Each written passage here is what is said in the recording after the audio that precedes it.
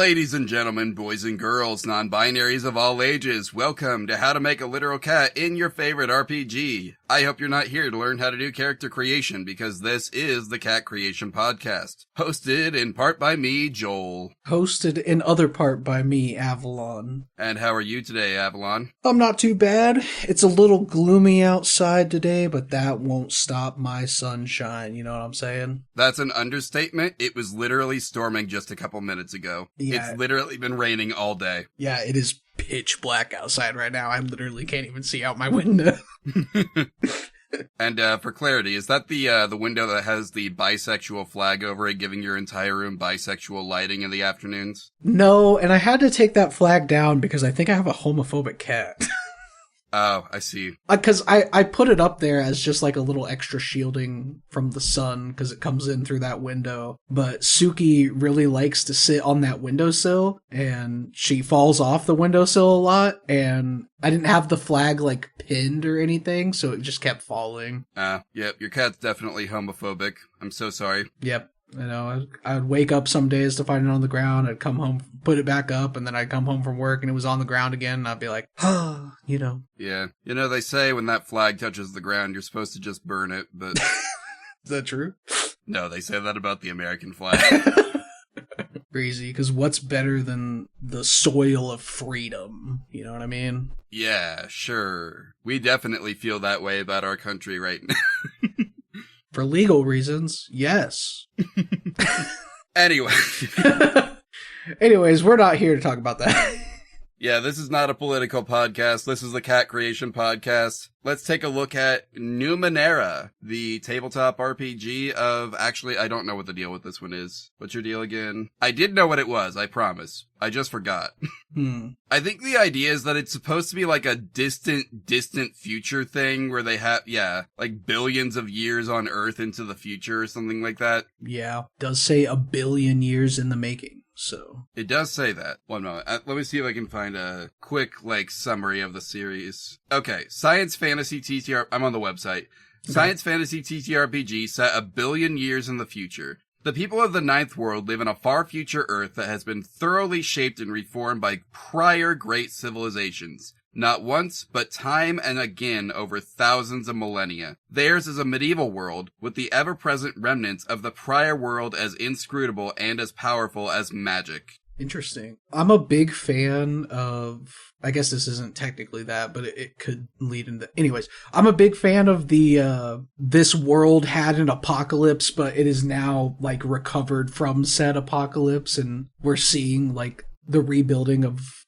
life and stuff. It kind of sounds like this is a little more in-depth than that. This is the 9th cycle of the rise and fall of a civilization on Earth. Mm-hmm. Yeah, which is whack. Sounds cool, though. Yeah. Again, they describe it as science fantasy, and, the science is, relics of a bygone age that are as, basically like magic to the people of the modern era. That's cool. Yeah, I thought so. All right, well, it does sound cool. I want to take a look at it, but we have something to do before we can take a look at it. Do you mean the cat creation rules? The rules that we follow to make sure that our show stays on target, on brand, and on cat? The rules that supersede the game's rules to make sure that we are doing what we set out to do? Yeah, those rules. Okay, cool. Rule number 1 is we accept no cop-outs. We're making a cat, the exact animal that comes to mind when I say the word. No anthropomorphic races, no people turned into cats, no lions, no tigers, no other cop-outs you can imagine. Rule number 2 is we cannot use homebrew/house rules. The rules in the rulebook do not explicitly allow it to happen. It counts as a rule broken. Rule 3, if the game includes stats for a literal cat, those must be used or adapted to the game's character sheet. Assuming no cats discovered. I didn't see anything about that. And I checked all 3 books, too, to figure out exactly which one had the character creation rules. That's Numenera Discovery, Numenera Destiny, and the Basic Player's Handbook. The Basic Player's Handbook will help you make a character, but the full in-depth rules are in Numenera Discovery, as I have discovered. Ah, I see. But tuss, or whatever the drums say. Oh, but okay. Yeah. Got you.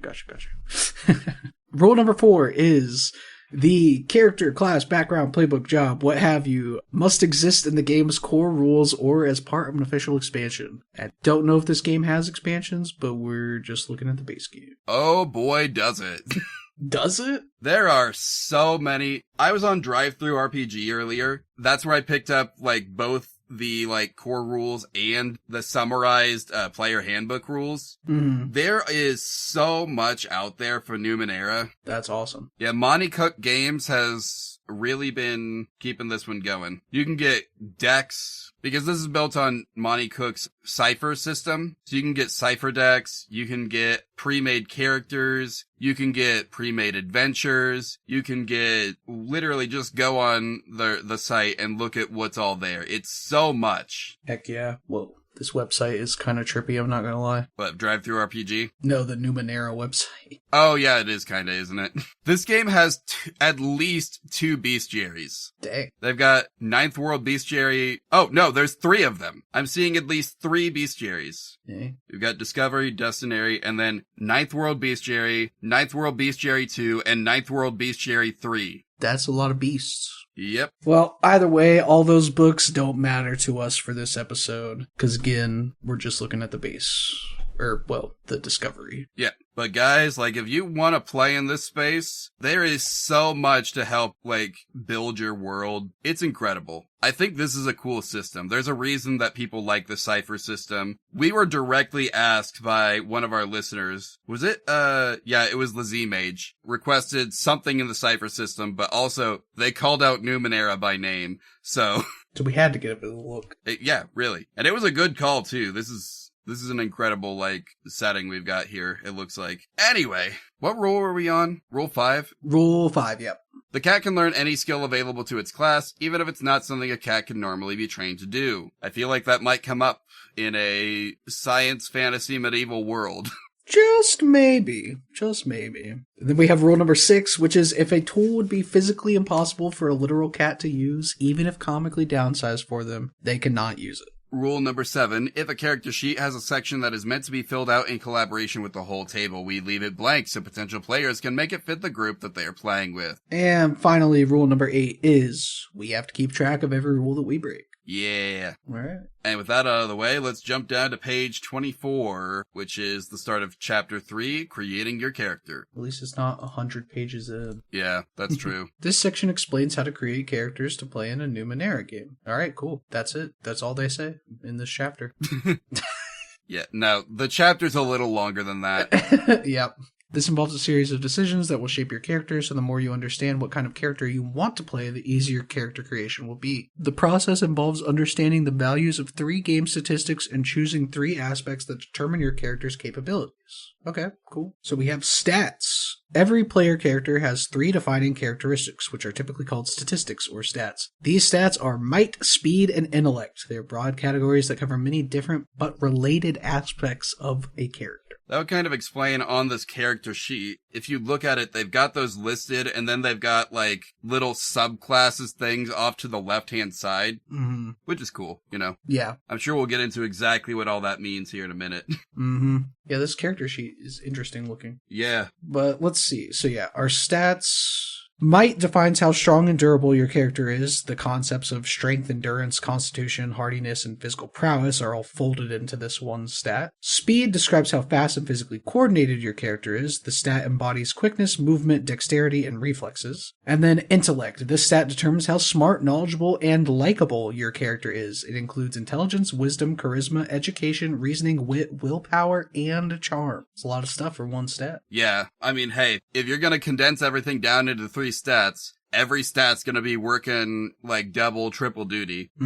So each of your stats has 2 components, the pool and the edge. Your pool represents your raw innate ability, and your edge represents knowing how to use what you have. A third element ties into the concept called effort. When your character really needs to accomplish a task, you apply effort. Okay. The pool is the most basic measurement of a stat. Combining the pools of 2 creatures will give you a general sense of which creature is superior in that stat. Although your pool is the basic measurement of a stat, edge is also important important. When something requires you to spend points from a stat pool, your edge for that stat reduces the cost. It also reduces the cost of applying effort. When your character really needs to accomplish a task, you can apply effort to reduce the difficulty of a task, also called easing a task. All right. So those are our stat breakdowns. I'm trying to find where character creation actually, the instructions actually start. Yeah, same.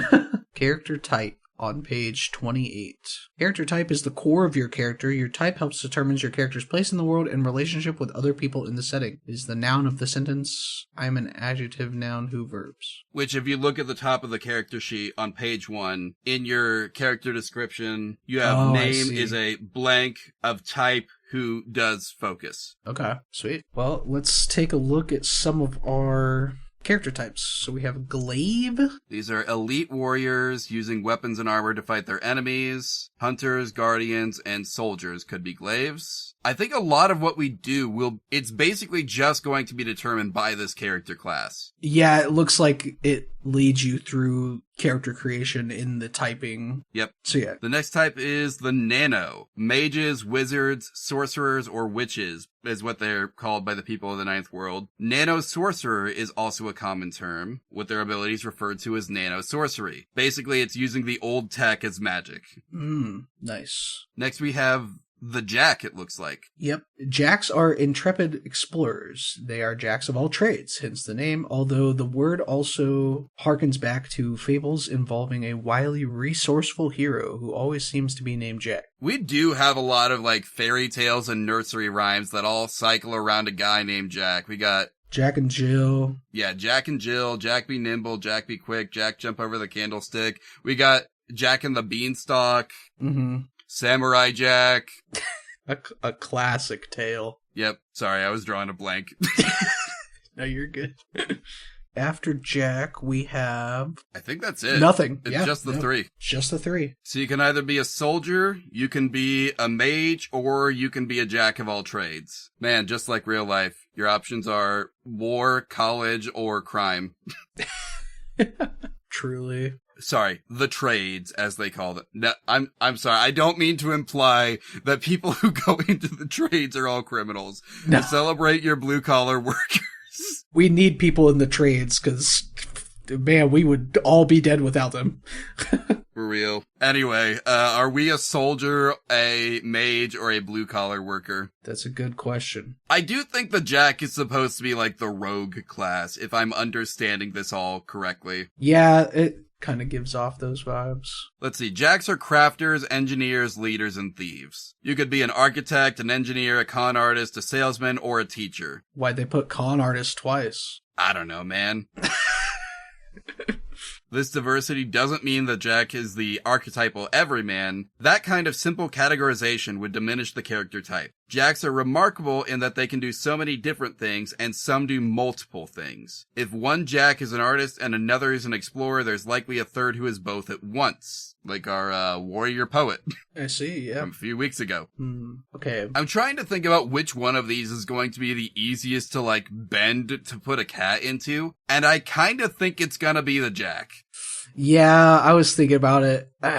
As funny of a story as I can come up with for Nano, where it's like a cat just finds, I don't know, an old world gun or laser and it's just yep, this is me. I'm a fucking wizard. You gotta listen to me or I'll blow up your entire house with this giant laser beam. Yeah, I think Jack's probably gonna be our best option. So in the group, they fill the spaces between the extremes of nanos and glaives, frequently do a little of everything, and know a little of everything. Jack connection. Roll a d20 or choose from the following list to determine a specific fact about your background that provides a connection to the rest of the world. You can also create your own facts. I feel like rolling a d20. How about you? Let's do it. We get a 16. 16 is...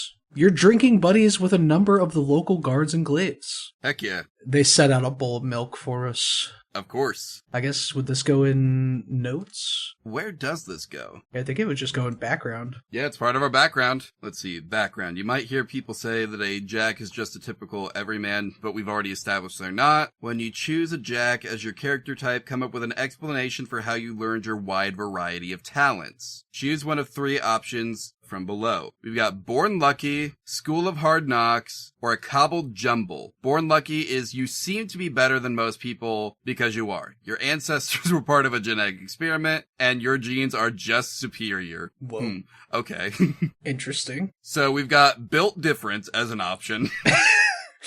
Okay, and then we've got School of Hard Knocks. So the Annie option, we have you learn things the hard way on your own. Adaptive and canny, you express the true strengths of humanity and your ability to adjust quickly to circumstances, pick up new tricks to succeed, and ultimately survive when you probably should be dead. And then we got a Cobbled Jumble. You are the product of generations of eugenics bolstered by minor cybernetic enhancements, a few small psychic abilities, and the lessons of secret masters. In other words, you don't have one source of power or explanation for your abilities, you have many. And as far as you're concerned, that's the best formula for success. So they really are not supposed to just be like everymans. The Jack of all trades is like a character who is this way because so many things worked out that they could just master all of these different skills. Yeah, like their life has set them up in one way or another to be, multifaceted. Mm-hmm. Which I think is pretty cool. Now, which one do we want to go with? Well, two of these options are eugenics options. I don't know how I feel about that, but... Yeah, they sure are. One of them even says... straight up. This is eugenics, yeah. Yeah. They did just say it. I think the School of Hard Knocks works. So you don't want to be built different. I mean, we could be built different. Cats sometimes are just better than most people. I mean, it's a good descriptor. Yeah. I mean, I'm trying to think of how else we could argue that a cat even fits the role. And I think this cat was born lucky. It might just be what we've got. I mean, honestly, yeah. Born lucky is a good one, I think, for a cat because, cats are naturally lucky, Yeah. So our cat was simply built different. Simply built different, parentheses, born lucky. I see what you're doing there. Yeah. What is this advancement thing down here? You might be a superhuman, but you're still limited by what you learn and experience. Therefore, you must continue to train and study. Practice is the key. It just comes easier for you than it does for others. When you improve, it's because you've honed your natural abilities or unlocked heretofore unknown genetic traits. What? That's a word? There's no way. You never heard someone say heretofore before? No. Before now. Guys. We have a word for that. It's much shorter and much more comprehensible. But I like saying heretofore sometimes. Well, I don't like saying it because usually I'm saying it at my job when people are asking me how long I'm staying and I want to go home. You're saying heretofore at work? Yeah, that's when I get off work at 4 o'clock. Okay, you got me there. Okay, so that, I think the advancement is talking about later in the game stuff. That's like a level up thing. Yeah, gotta be. If I had to guess. Let's see. Jack player intrusions. When playing a Jack, you can spend 1 XP to use one of the following player intrusions. I don't know how XP works. I don't know that we start with any. Yeah, it also says provided the situation is appropriate and the GM agrees. So this could be classified as something to do with the table as well. Yeah. I think it's literally once you've earned experience points, you may spend them instead of advancing in order to get some immediate perk. That makes sense. Which means we don't have to worry about it right now anyway. Sweet. So we can move on to stat pools. We start with a 10 in every stat and we get 6 additional points to divide among them as we wish. Is that 10 for pool? Yeah, pool starting value. Okay. Yep. Because I think when you do an activity, you spend from your pool in order to, meet the difficulty rating or whatever. We literally just read this, and I'm trying to remember what we read instead of just going back and rereading it. But as I understand it, we have this pool that's our base, value. Then we have edge, which we can use to lower the difficulty rating. Mm-hmm. And then we can also push ourselves even further with effort, which I guess is just a general value because I see it up here, not related to any individual stat. And effort also is used to reduce the difficulty rating, to reduce the amount of points we have to spend from our pool. What it sounds like then is that every action that you'd have to quote unquote roll for is your very stats are a resource value that you have to manage. Okay. Like, the more you use a stat, the less you'll be able to use the stat until you rest. That's what it sounds like. Oh, okay. That's pretty cool. You get tired. I mean, even talking to people, you lose people skills towards the end of the day because you're so burnt out talking to people. That might just be a me thing. I mean, it makes sense. But yeah, that's how I understand the rules based on what we read at the beginning of the episode. But the important thing that we need to decide now is we have 6 additional points that we can spend to add to our might, speed, and intellect. Do we want to distribute them evenly and just have a genuine jack of all trades, or do we want to give ourselves a focus based on what we think a cat would be good at? I think we're allowed to dump them all in speed if we really, really feel like it. But no, I think making an actual jack of all trades could be fun. Like, just evening them out. I mean, that's okay with me. I do feel like maybe it would make more sense to have high speed and intellect than might. Yeah, like if we did 13, 13, 0, or 13, 13, 10. Okay, yeah, I do. Or I guess technically it's, if you're reading the character sheet correctly, guys, it's 10, 13, 13. Now we get into Jack tiers. First tier Jacks have the following abilities. Effort. Your effort is 1. Okay. Jack of all trades. You have an edge of 1 for 1 stat of your choice. Might, speed, or intellect. You have an edge of 0 for the other 2 stats. Okay, now we've actually got to make a decision. Yeah. Do we want our edge in speed? We've kind of made a fairly balanced speed and intellect character here. This would push one stat to be a little better than the other. Yeah. I feel like doing speed, though. Nope. Guys, don't clip me out of context. No, give me your thoughts about doing speed. Sorry. Yeah, it's great. Have you played Disco Elysium? I have not yet. Yeah, doing speed makes you better at everything. I can't wait to That's translate not a joke. this. You can actually do speed, and it makes you, I forget what, there's like 4 categories of like, where all your stats are in, and I forget which one speed makes you better at, but it does do that. That's awesome. Anyway, I think let's put our edge in speed. Okay. We love doing speed here. I mean, our cat loves speed, the skill. Yeah.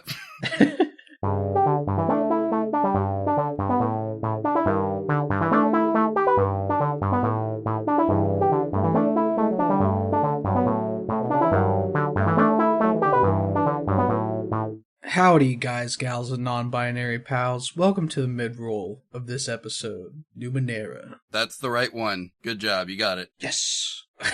We're here to tell you a little bit about the show that you're listening to, that you're hearing in your ears right now. And number 1 is, if you enjoy the show and you want to know more about it, more about the things surrounding it, you can go to our website, which is badgertrove.com/literalcatpod. You can find most recent episodes of the show, link to our socials. Is our email up there? Oh, yeah. Okay, yes. You can find our email, which is literalcatpod@gmail.com, in case you didn't want to go looking for it. But you should go look at the webpage. It's beautiful. And then you should click the email link and send us pictures of your cats. Yes, please. Or you could join the Discord server. And there, we also have a channel where you can send us pictures of your cats. Yes. You know what? I should send a picture of my cats in there. I haven't done that in a while. Should. Actually, I don't know if I've done it ever. Have you? I've definitely never shared pictures of my cats in there. You don't have cats, do you? Correct.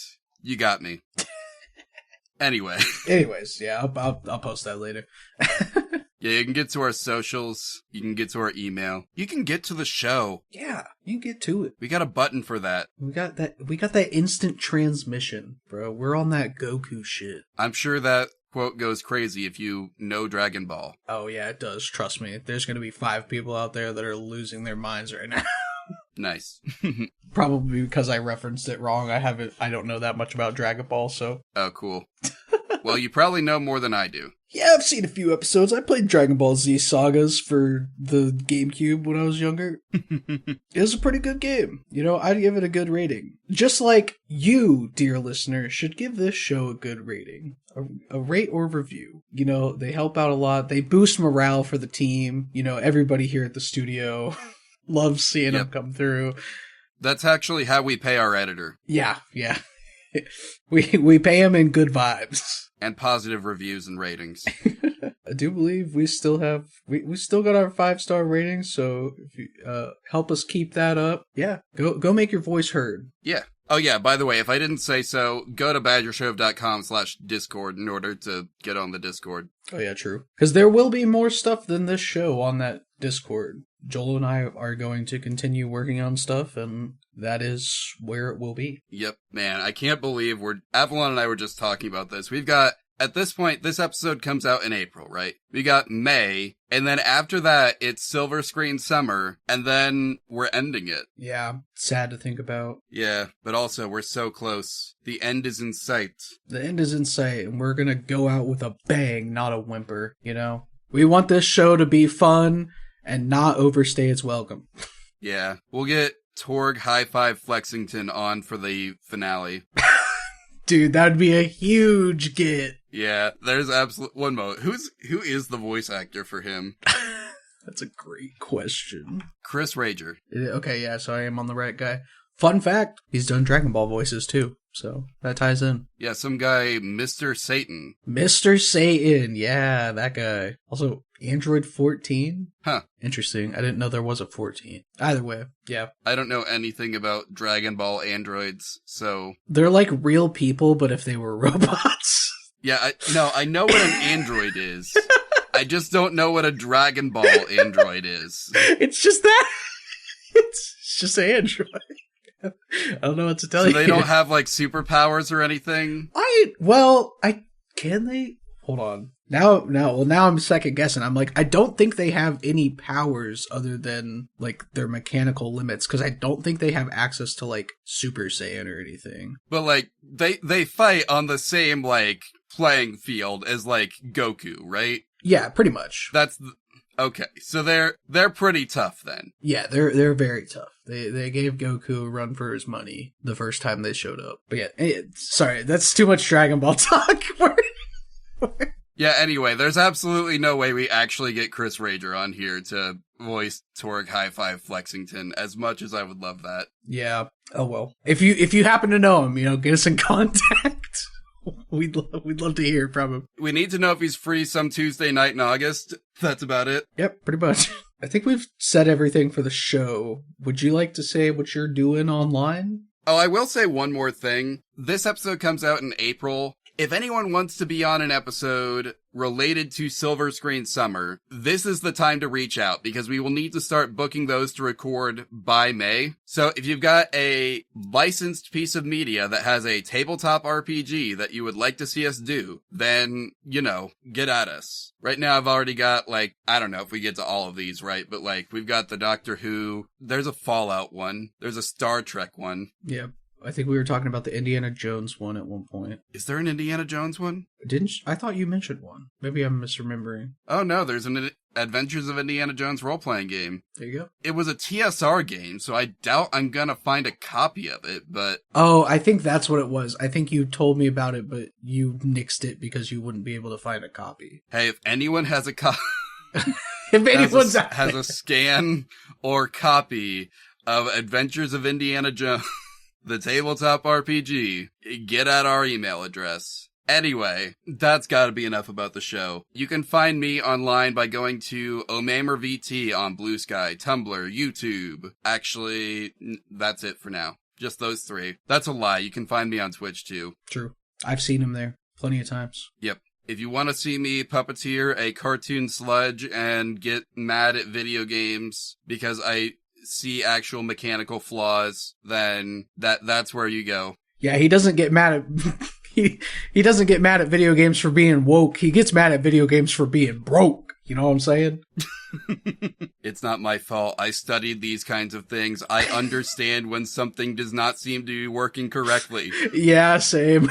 It's ruined a couple games for me, but I moved past it. It's all I got out of my college degree, too. Same. And I didn't even get the degree part. Anyway, where can people find you online? You can find me hiding in your Wi-Fi. Hatsune Miku? Yeah.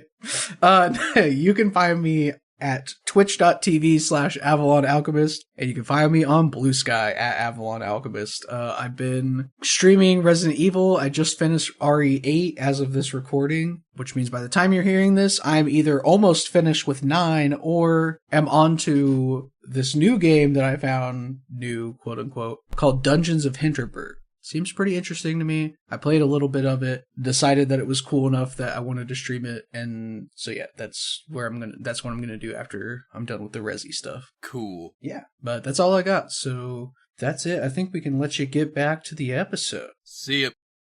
Up next, we have cipher use. You can bear 2 ciphers at a time. So that goes in our limit up here. And it says enter ciphers here, so I'm assuming that's something we pick up in a bit. I would guess so, yeah. You can use light and medium weapons without penalty. You have an inability with heavy weapons. Your attacks with heavy weapons are hindered. Is there a spot on the character sheet to mark that? I don't see one. Yeah, no, I don't see a spot for that either. Maybe we just make a note of it for now. Okay. Skills.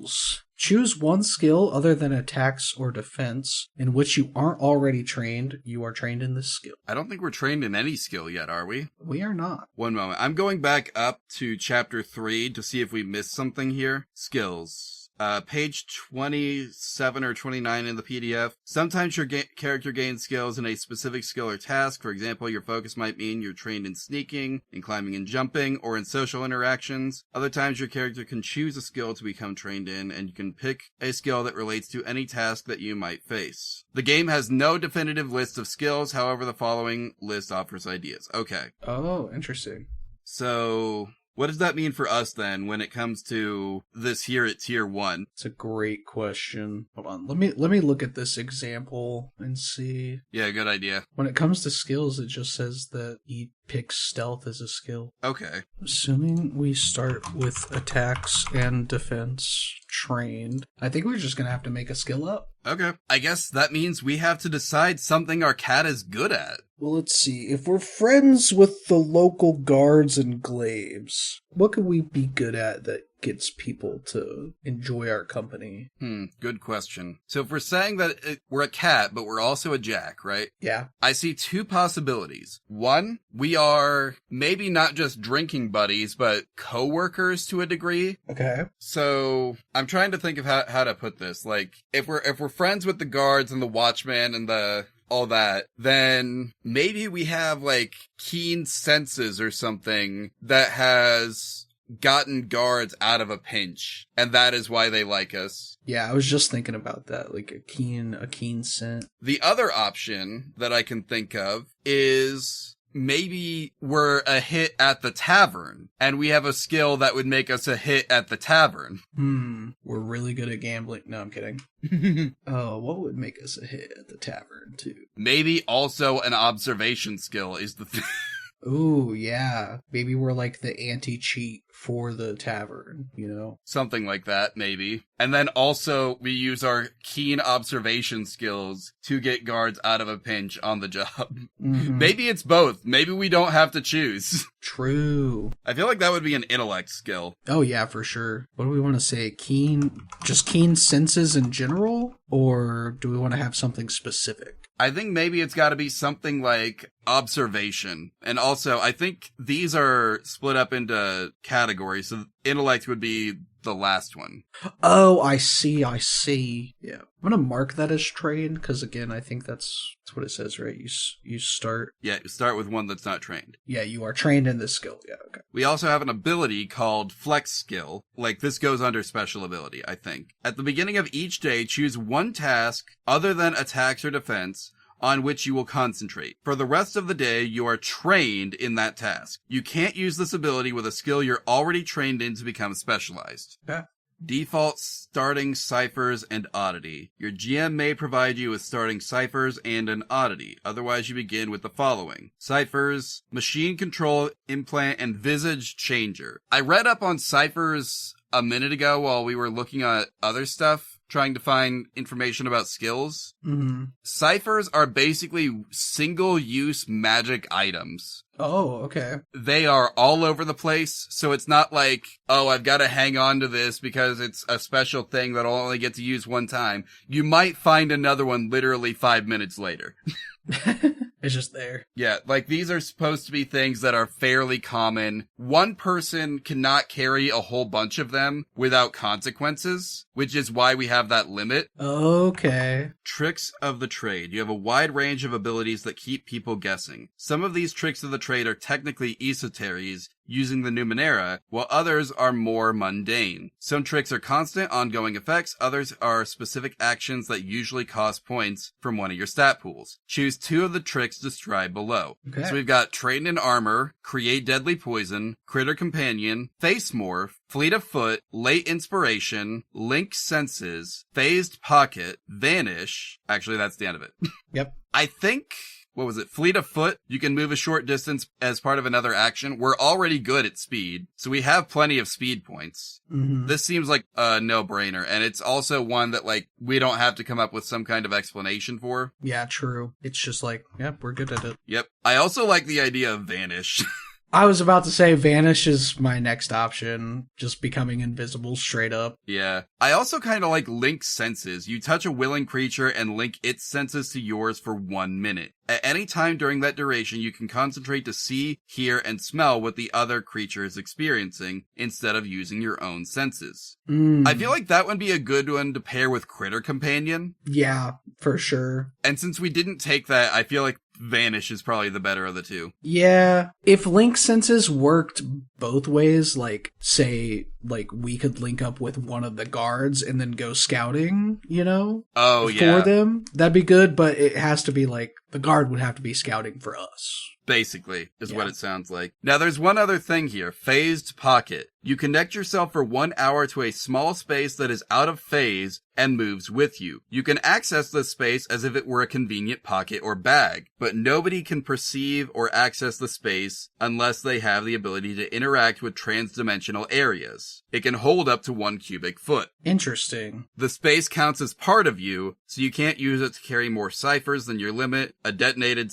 cipher activated inside the space harms you. So, like, you can't use it to, like, get out of consequences. Yeah. But it is additional storage. It is. It does say, though, when the connection ends, anything in the space falls out. For each 2 additional intellect points you spend, the pocket lasts an additional hour. Okay. I do like the idea, though, of that, because I feel like that's a thing that, like, it's fitting for the personality of the average cat to just have a pocket dimension where they can temporarily hide things. Oh, yeah, for sure. Be like, I need to get this out of here safely, very quickly. Pocket dimension. This would be like the cat's version of Under the Couch for On the Road. Yeah. Which do you think, Phase Pocket or Vanish? Vanish is very straightforward. You become invisible for a short amount of time. Mm-hmm. I like Phased Pocket. I think it's got a lot of use cases, and it'd be especially helpful for a cat because they don't usually wear clothes with pockets. True. They don't usually wear clothes. True. And the clothes that they do wear usually don't have pockets. Also true. That might be it for that. Like, character creation is only supposed to take a few minutes if you know the rules. So I think we're on to character descriptor now. And by the way, on the character sheet up on that top page, if you look, we've got, I read this off before, we've got name is a descriptor of type who is focus. Yep. So we know the type now. We're a Jack. Yep. And we're about to get our descriptor. All right. Let's see what we got. Your descriptor defines your character. It flavors everything you do. The differences between a charming glaive and a graceful glaive are considerable. The descriptor changes the way those characters go about every action. Your descriptor places your character in the situation and helps provide motivation. Okay? The options are charming, clever, graceful, intelligent, learned, mystical or mechanical, rugged, stealthy, strong-willed, swift, or tough. Okay. I like the idea of clever, maybe graceful. Clever is good because that leans into like the intellect part of our character. Yep. Let's see. You're quick-witted, thinking well on your feet. You understand people so you can fool them, but are rarely fooled. Because you easily see things for what they are, you get the lay of the land swiftly, size up threats and allies, and assess situations with accuracy. Perhaps you're physically attractive, or maybe you use your wit to overcome any physical or mental imperfections. Interesting. You gain the following benefits. Smart, +2 to your intellect pool. Skill, you're trained in all interactions involving lies or trickery. Skill, you're trained in defense roles to resist mental effects. Another skill, you're trained in all tasks involving identifying or assessing danger, lies, quality, importance, function, or power. We have an inability, you are never good at studying or retaining trivial knowledge. Any task involving lore, knowledge, or understanding is hindered. So that makes sense. Like, we didn't choose the option that would have made us, like, sort of book smart, right? Yeah. We chose the built different option. Yeah. So +2 to your intellect pool. We have 15 intellect. Nice. And then I'm not sure where to write down all these skills. They seem like too much to put in the skills section. So what I might do is put it in notes. All right. One moment. I'm going back up to page 27, aka 29 in the PDF, to read a little bit more about this. You could choose a skill that incorporates more than one of these areas, or is a more specific version of one. So I think basically what they're telling us to do is come up with a skill title that would basically say, okay, we are skilled at dealing with lies and trickery. Okay. You're trained in all tasks involving identifying or assessing danger, lies, quality, importance, function, or power. We've already got a skill that we're trained in kind of for that purpose, right? Our keen observation senses. Yeah. We're also trained in a defense roll to resist mental effects. Okay. Where would... I feel like most of these would go in intellect. Yeah. So we've got, like, I guess we come up with another skill we've already got keen observation, but let's say, so first off, let's come up with our skill for lies and trickery. We could probably just say lies and trickery. Yeah. That might be the best way to go about it. Yep. For the defense rolls to resist mental effects, I was thinking vaulted mind. Yeah, something like that. All I had was mental fortitude. Mental fortitude probably would be a better way for, like... Yeah, people. But yours sounds more impressive. All right. We'll use it. And then we need one more that's like, this is our skill for assessing situations. Maybe it's just called assessing situations. We could call it a good read. Okay. Because it's more than just a situation, it's people too. Yeah, assessing danger, lies, quality, importance, function, or power. Yeah. So I think it's something you could use for... Alright. And then we need our inability. Where do we mark inabilities? Maybe we do have to put that one up in the notes. Probably. Then we also get some additional equipment. You see through the schemes of others and occasionally convince them to believe you, even when perhaps they should not. Thanks to your clever behavior, you have 10 extra shins. Which, is that money? Is it money? Thanks to the mining and metallurgy of the prior worlds, and the ability to create anything they wished, or so it seems. No metal is rarer than any other. People in the ninth world have no concept of gold, silver, gemstones, or diamonds as being valued due to scarcity. It said that was on page 93, but I'm not... Oh, here. There is a spot for shins down here on the character sheet. Most civilized societies use generic coins commonly referred to as shins. Okay, I guess if I just kept reading a few lines down on this. They always hide it. Okay, so yeah, I put the 10 extra shins down here. We have an initial link to the starting adventure. From the following list of options, choose how you became involved in the first adventure. 1, you convinced one of the other PCs to tell you what they were doing. 2, from afar, you observed that something interesting was going on. 3, you talked your way into the situation because you thought it might earn some money. 4, you suspect that the other PCs won't succeed without you. Based on what we've established about this character so far, I'm going to say 2 or 4. Yeah, same. I think 2 might be... 2 is definitely way more in line. Yeah. I was just thinking, like, number 4 could be, like, there's an argument for, like, okay, well, we hear that we have a connection to the party Glaive because he drinks at the same bar as all these other watchmen, right? And so, like, we hear him talking about, oh, he's gonna go off and do all this stuff. And the cat's like, no, you're gonna die unless I go to stop something bad from happening. Yeah, for real. But I think 2 is the better generic option. Yeah, it fits in more scenarios.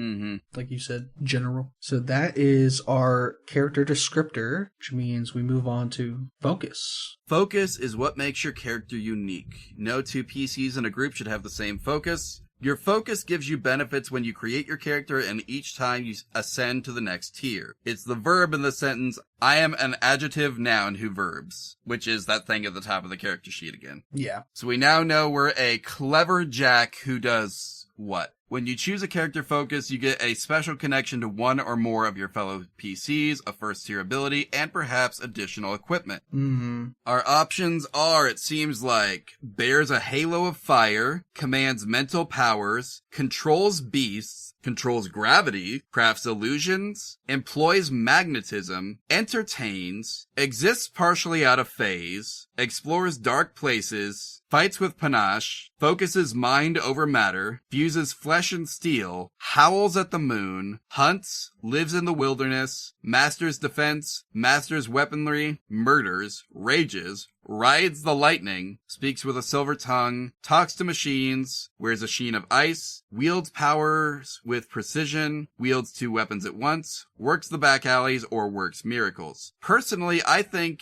entertains or exists partially out of phase because of what we've already established about our character, if that makes sense. Like, we're already a hit at the bar, right? Yeah. Let's take a look at both of them, see which one we like more. Yeah, sure. And then the reason I'm saying exists partially out of phase is because of we have our pocket already, right? Yeah, so it would fit. Entertain is on page 68 or 70 in the PDF. You are an entertainer, singer, dancer, poet, storyteller, or something similar. You perform for the benefit of others. Naturally charismatic and talented. You have also studied to master your art. You know the poems, songs, jokes, stories, and you're skilled at creating new ones too. Or exist partially out of phase. I imagine this one's this one's fairly straightforward. You have an ability to change your phase state. In fact, you're always slightly out of phase, giving you a ghostly translucence. With concentration, you can pass your hand through a solid object, allow a solid object to pass harmlessly through you, or literally walk through walls. However, moving in and out of different phase states requires extreme force of will and can be mentally taxing. This would basically let you be Lilith Borderlands. Awesome. I mean, then it's kind of the obvious pick, right? She's one of the most OP people in that franchise. At this point, she really is. Ever since they introduced Iridium, Lilith has kind of been a near messianic figure, and they've just taken it even further. If you finish Borderlands 4, you know exactly what I mean. Yep. All right. Plus, it uses intellect points. I think it exists partially out of phase. Sounds pretty cool. It does. It does sound really cool. I think we should do it. I think we should do it too. So our character is a clever Jack who exists partially out of phase. This cat is really built different. Truly. I think that's gotta be the character description for the episode. Making a Jack who is built different in Numenera. Yeah. Let's see. Connection. Choose one of the following. Pick one other PC. You have known that character for a while, blah, blah, blah. We can't actually do connections, obviously. Mm-hmm. Then we have minor effect suggestions. While out of phase, you also have an asset to your speed defense tasks. And major effect suggestions. While out of phase, you are also invisible. I mean, if we want to literally go Lilith, then yeah. Hey, this would make up for not getting Vanish earlier. True, actually. I say we do it. Let's just take those. I like those suggestions, as is. All right. They're good suggestions. Now, where can we put those? I think that's going to have to be a notes thing again. Maybe special abilities, but special abilities seem a little more defined. Yeah. So our minor effect is a bonus to a speed bonus. You have an asset to speed defense tasks when we are out of phase. Major effect. Let's see. Tier 1, we get the special ability Walk Through Walls. You can slowly pass through physical barriers at a rate of 1 inch per round, and it takes a minimum of 1 round to pass through any barrier. You can't act other than moving or perceive anything until you pass entirely through the barrier. You can't pass through energy barriers, and this counts as an action. Okay. And that's the only thing we get at Tier 1. Yeah. Would this be a special ability? Yeah, this is definitely a special ability. The focus is the last part of character. No, actually equipment is. But equipment, yep. We're a cat. Do we want to start with any equipment? Like, are we going to have armor and weapons? If there's anything that we're supposed to start with, then I feel like we got to make a note of it. But let's see, does it tell us? You start with clothing, 2 weapons, light armor, an explorer's pack of light tools, 2 ciphers, 1 oddity, and 8 shins. Before selecting your weapons, armor, and other gear, you might want to wait until after you've chosen your tricks, the trade, and descriptor, and focus, blah, blah, blah. That means we have 18 shins total. Yep. And then we've already got our ciphers. And our oddity.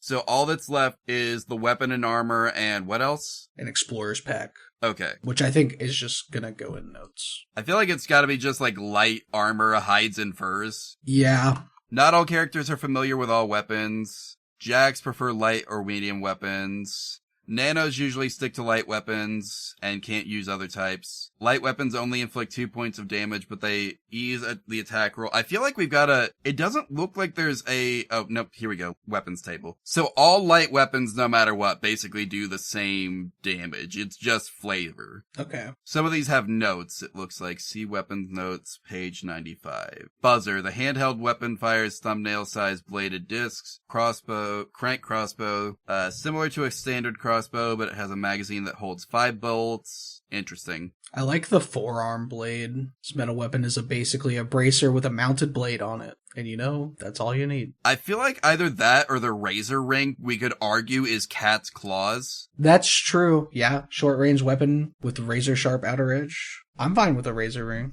I feel like that just makes sense, that we could argue that's the claws. Actually, wait, we get 2 light weapons, right? Oh, so is that what it said? 2 light weapons? Let me go back up and double check. Okay, yeah, 2 clothing, 2 weapons, so it doesn't have to be light weapons. Light armor and an explorer's pack. So yeah, we just need 1 more weapon. And I think, yeah, that's it. We could say unarmed. That counts as a light weapon. That's true. I feel like let's just say unarmed attack. Yeah. How much armor did we get from the hides and furs? Was it just 1? It counts as light armor, so it's 1 point. I didn't think we could argue that we had special light armor at the start. Probably not. Yeah. So we spent 2 shins for that, 1 shin for the razor ring, which puts us down to 15 shins total. Yep. And then we've got our explorer's pack, right? Yes. And I just listed that in the equipment section because I think I don't know. It looks like we just get it. I don't think we have to buy it. Yeah. I think it's the same thing with the other weapons too, honestly. Mm-hmm. I've seen the same things you have. I didn't see anything about it saying like you have to spend your starting money to get your gear. So we might still actually just have 18 shins. Oh, you're right, actually, yeah. I think it probably would have said to spend shins. All we need to do is give this cat an 8. Do we have setting notes on... One moment. I wonder if there's a fantasy name generators... Do you have Numenera? Ooh. We got a futuristic name generator. I think that'll work. This is technically in the future. Yeah, a lot of year in the future. Many future. Yeah, many future from now. I'm so good at words. Do we want a male cat or a female cat? I know our last cat was a female cat, right? I think so. I can't remember the gender of the ones before that. So I don't know. It doesn't matter. We want to flip a coin? Roll a dice? We could flip a coin. Gonna roll a d20. Evens, it's a boy. Odds, it's a girl. Sounds good. It's a 4, so it's a boy. Okay, let me generate some male names. We've got Elrin, Zav, Austin with a Y, Aiden with a Y, Thad, Cyrus, Iraq, Elber, Drakes, or Russell. That's R-U-S-L. I like Zav. Zav is good. What was the second one? Zav. That was Zav? Okay. Well, then I think we go with Zav. How do you spell that? Z-A-V. Okay, cool. Zav is a clever Jack who exists partially out of phase. Heck yeah. We've done it. That's a character, everyone. Yep, you can all go home. No, I'm kidding. Well, no, actually, that is basically what happens now. Oh, yeah, so true. The episode ends. We all move on with our day or night. It is almost 9 p.m. right now for us. Yeah, true. Anyway. There's one thing left to do. Oh yeah, obviously we weren't supposed to make a cat, so they did fully expect you to play as a human. We had to reflavor some stuff. I think 2 rules. Like, we reflavored some equipment and we made a cat instead of a human. Those are our 2 rules that we broke. Yeah, pretty much. Alright, and with that out of the way, Avalon, do you have a cat pun for us? I do, and this one, I didn't plan this out, but it kind of fits with being built different, the being built different theme. And you'll see why. Did you hear about the scientist that was breeding cats to build the ultimate life form? He was a real... Gerald Sorry, what? It could be about Gerald Robotnik. But no, people say he was a real mugenicist. Oh, haha, I get it, because we got the Mugenics game that just came out recently, too. Yep, yeah. I decided to use that. I was like, they gave me an alley-oop there, I'll just use that. Gotcha. But yeah, the fact that it fit with the, like, two of the Jack backgrounds was really funny. Yeah, someone was playing Mugenics, and that's how our character came to be. Yep. Anyway, thanks for listening, everyone. See you next time. Adios.